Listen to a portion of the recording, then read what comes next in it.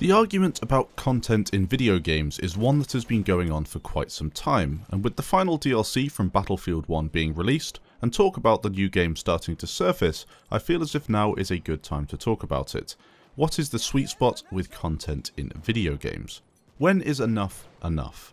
This is a question JackFrags recently posed in a very interesting video that is well worth watching. If you don't know, I'm a massive JackFrags fan. I've been watching him for absolutely years, and he was one of the main reasons that I actually got into making YouTube videos. I don't know him personally, but I do wish to meet him at an event in the future. The guy is an absolutely fantastic YouTuber, and he poses some really awesome questions.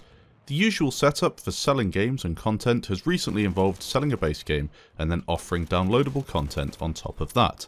In the case of Battlefield 1, you have the option to solely play the base game, and with that you will only have access to the vanilla maps and weapons, but if you wanted to, you could buy the premium pass and have access to additional content. Even with that option, players still complain about the lack of content in BF1, and I was trying to work out why that is. The quantity over quality argument is one I've talked about before, but I think there is simply more to it than what I've previously discussed. DLCs. How are they currently being used? How have games in the past used them? And are they really necessary? Downloadable content is something that has, within the last 10 years at least, become the norm within the gaming world.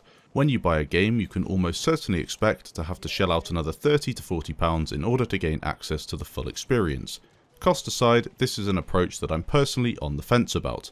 More content for a game that I play a lot is awesome. It extends the life of the game and gives me more stuff to play. Whether I have to pay for that experience or get it for free makes a little bit of difference. For example, in PUBG, having an additional free map is really cool, and not having to pay for it makes it even better. I wouldn't really want to pay for a single map in a game such as PUBG that is almost like an alpha or a beta. Even though I guess it is a full release at this point, it's still obviously full of bugs and is constantly being updated.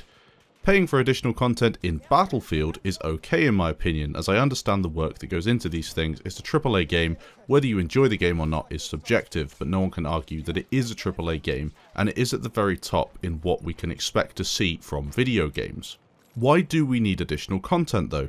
Games in the past have provided me with plenty of fun without the hint of a DLC. Even thinking back to when I was a child playing on Pokemon on my Game Boy, that didn't have additional downloadable content, and I played it for hundreds of hours.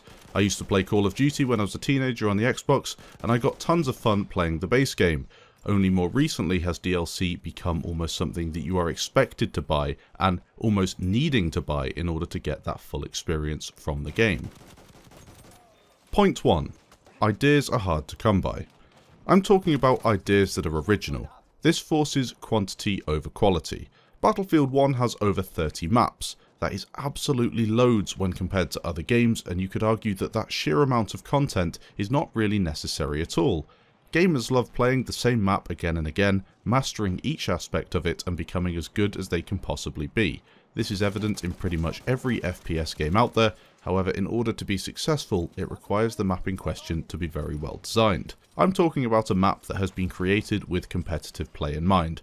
Maybe not an esport, but with the thought that high-level players will be trying to eke out every advantage they can get, and the low-level players will be trying to reach that skill ceiling as they play.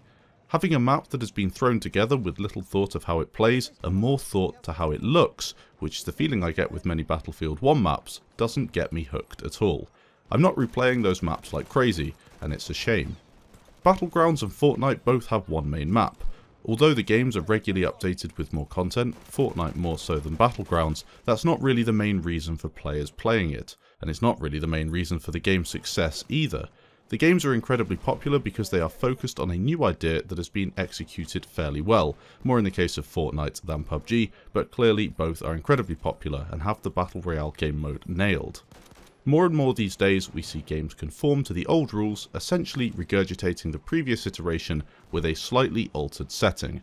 This is boring, and therefore requires a saturation of content to keep players interested for more than 30 to 40 hours, hence the DLC cycle, and loads of maps being pumped out only to be played for a few hours each. Point 2. Money.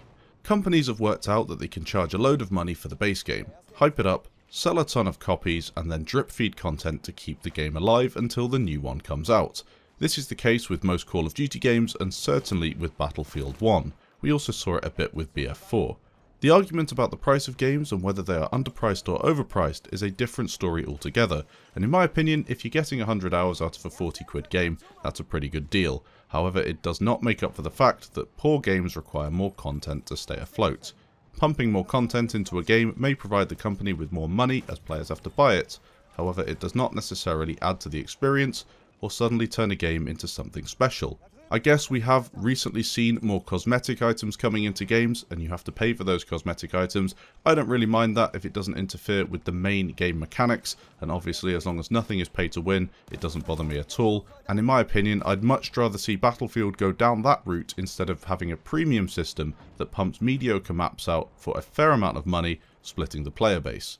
I would much prefer something that has been done properly from the start, purchased once and then enjoyed by everyone while the team work on another project, or bringing a high quality DLC that will really bring the game forward and get people playing for a long amount of time. The gaming industry is huge, and at the end of the day it's a business. In the case of Battlefield, EA will do whatever earns them the most money. Point 3. Demand. Maybe the community want quantity over quality.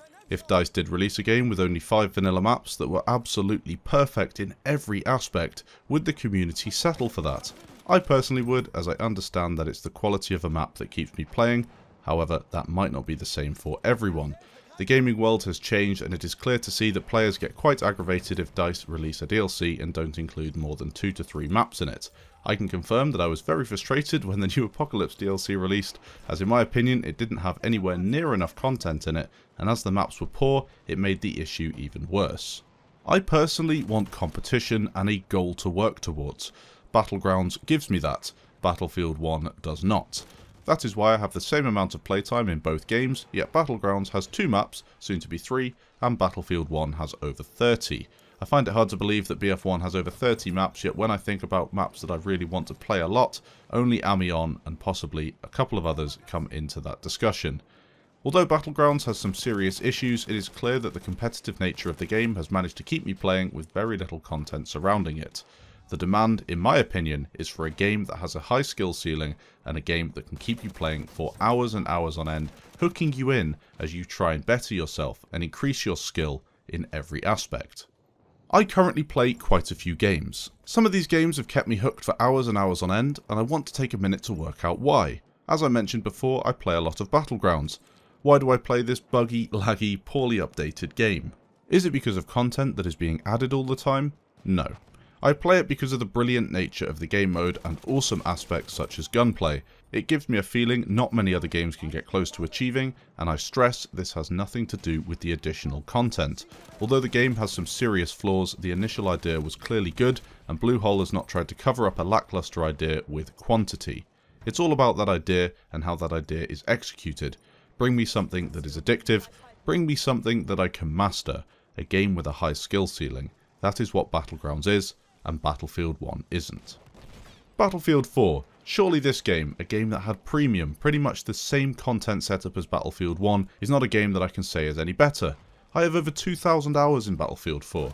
In my opinion, it suffers from similar issues to BF1 when it comes down to content. However, after it was fixed, the game offers far more in terms of a skill ceiling. There is a reason Battlefield 4's player numbers have remained fairly stable for over 4 years, whilst Battlefield 1, a game that sold far more copies than BF4, has seen its player numbers dwindle within 18 months.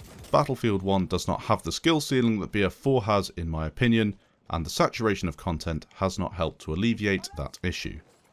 Battlefield 1, over 30 maps, how many are really that good? 5 to 10? Surely that's quantity over quality.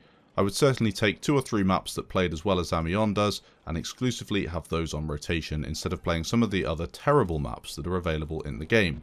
This is an opinion shared by pretty much everybody, although there are some people that do like that quantity option, and I'm not saying that should be removed from gaming entirely.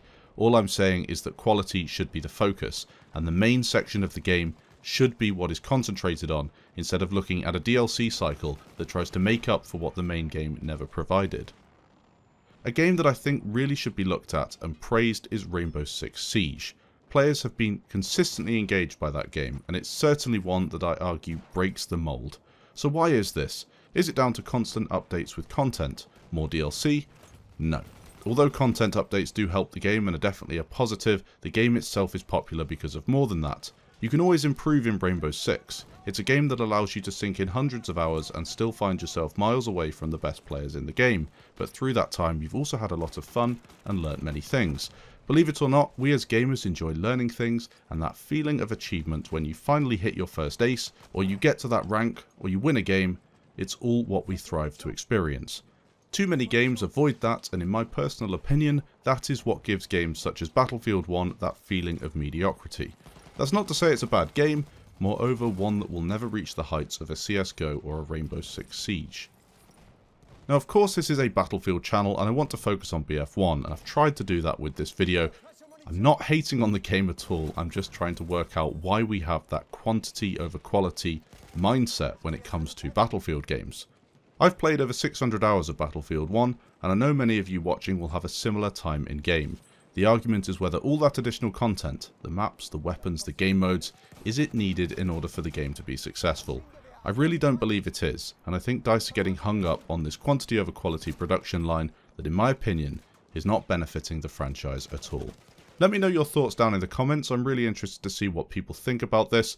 Do you love DLC? Do you think it's great? Or do you prefer an experience that does it all with the base game and doesn't really require any DLC in order to make the game better, but instead provides updates that really keep the players interested but don't necessarily increase those player numbers?